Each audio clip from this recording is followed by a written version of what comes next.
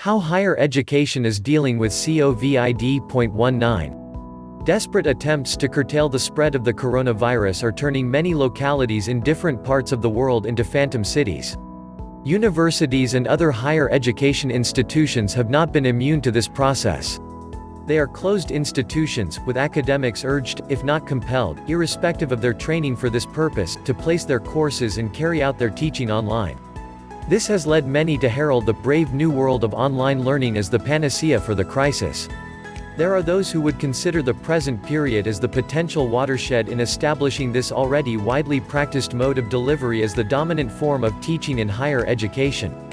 This reaction, couched in phrases such as "every cloud has a silver lining," is to be expected and falls in line with the neoliberal tenets that have been underlying most common sense thinking about mass-oriented higher education.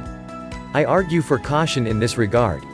The history of education is full of episodes whereby necessity, through crises in the form of occupation, led to ingenuity. Under Nazi occupation, Polish universities went underground and operated as distance learning (DL) institutions. Material flew from one place to another. This became known as the flying university. It was innovative and attested to the resilience of the Polish academic community, students and professors involved. The good thing about the present crises is that it makes those who are resistant to modern digitally mediated technology take the plunge, whether adequately trained for this purpose or not.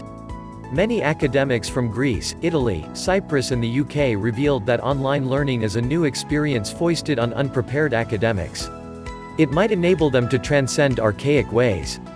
Most universities throughout the world have placed their courses and are delivering their teaching online.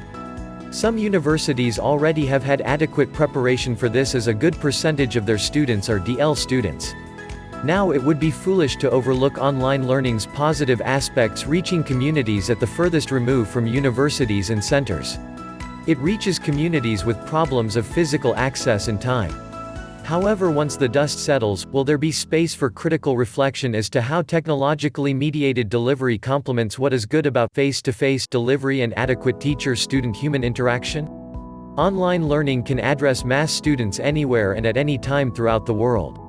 All academic staff really need to think about the appropriate pedagogical approach to take and how to use most modern technology in appropriate ways.